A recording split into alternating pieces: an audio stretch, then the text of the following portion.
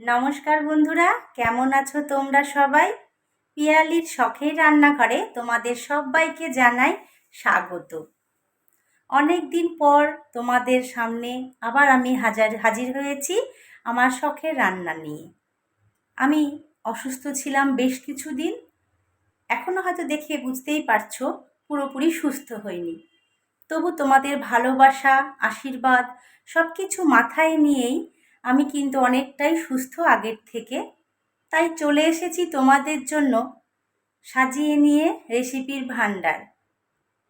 আজ আমি এই গরমে যে রেসিপি খেলে উপকারিতা হয় সেই রকমই রেসিপি সাজিয়ে নিয়ে এসেছি। তাই প্রথম থেকে শেষ পর্যন্ত ভিডিওটি দেখার অনুরোধ রইল।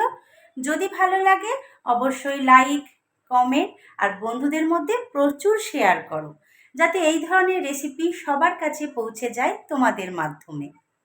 তাহলে দেরি না করে চলো সোজা চলে যাই রেসিপির দিকে।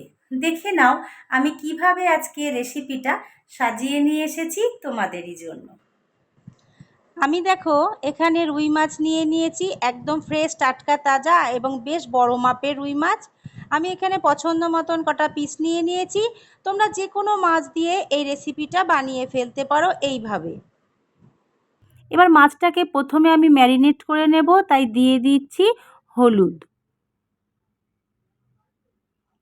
এবার আমি দিয়ে দিচ্ছি লবণ।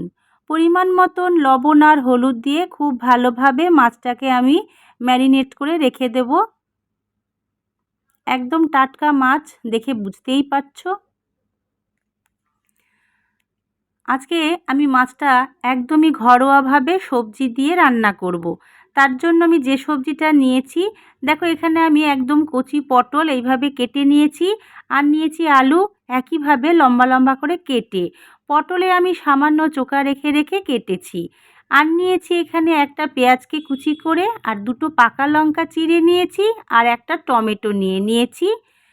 আর অন্যদিকে কড়াই বসিয়ে দিয়েছি গরম হওয়ার জন্য। এবার কড়াইয়ের মধ্যে দিয়ে দিচ্ছি আমি রিফাইন তেল। আমি আজকে রান্নাটা রিফাইন তেলে করব।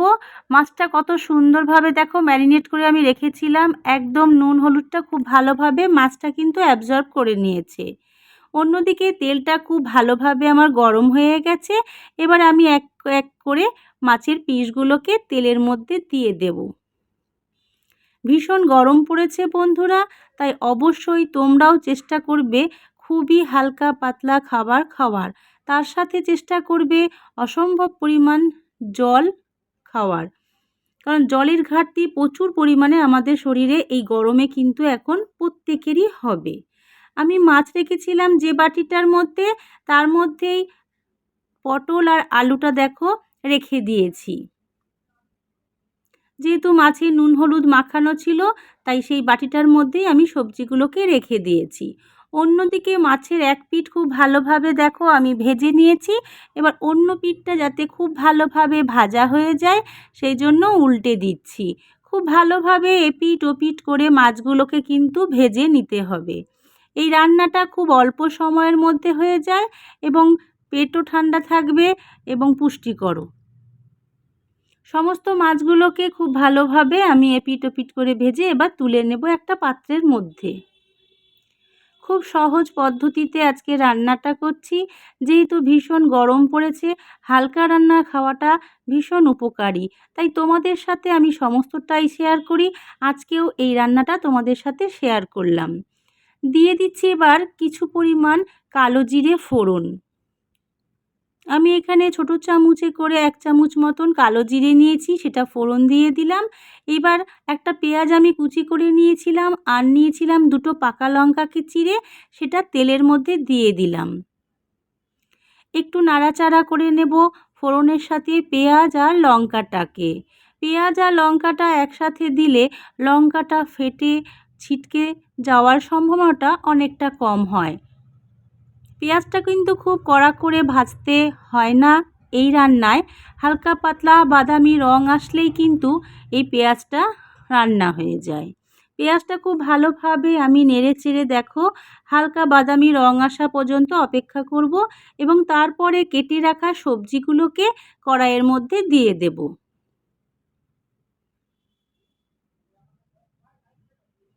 ভীষণ গরম পড়েছে বাইরে, তাই বন্ধুদের কাছে অনুরোধ, তোমরা নিজেদের যত্ন কিন্তু অবশ্যই নিজেরা নেওয়ার চেষ্টা করবে। বাইরে বের হলে অবশ্যই রোদের হাত থেকে বাঁচতে ছাতা এবং ফুলহাতা জামা কাপড় পরিধান করার চেষ্টা করবে। আলু পটলটা দিয়ে দেওয়ার পর আমি নেড়েচেড়ে ভেজে নিলাম এবং হালকা ঢাকা দিয়ে দেব যাতে খুব ভালোভাবে এটা মজে যায়। অন্যদিকে চলো তোমাদেরকে দেখাই, একটা বাটিতে আমি কিছু পরিমাণ মশলা তৈরি করে নিই।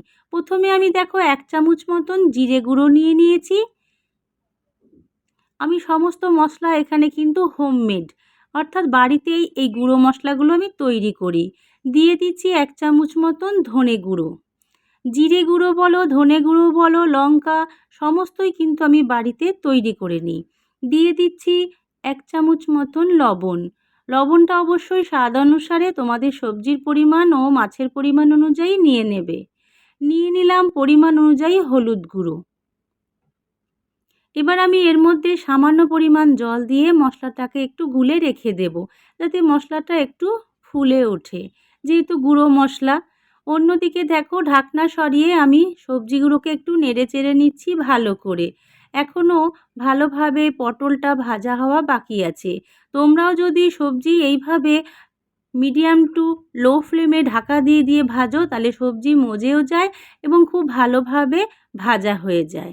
আমি নেড়েচেড়ে ঢাকা দিয়ে দিয়েছিলাম, আবারও ঢাকাটা খুলে নিয়ে তোমাদেরকে দেখাচ্ছি। দেখো কত সুন্দরভাবে সমস্ত সবজিগুলো মজে গেছে এবং ভালোভাবে ভাজাও হয়ে গেছে। এমতো অবস্থায় আমি কেটে রাখা টমেটোটা দিয়ে দেব। এখানে একটা মাঝারি সাইজের টমেটো আমি নিয়ে নিয়েছিলাম, যেটাকে 4 ফালি করে নিয়েছি এবং দিয়ে দিলাম ঝোলের মধ্যে। তোমরা এটা পেস্টও ব্যবহার করতে পারো, আবার অনেকে খুবই কুচি কুচি মিহি মিহি করে নিয়ে এটা ব্যবহার করতে পারো।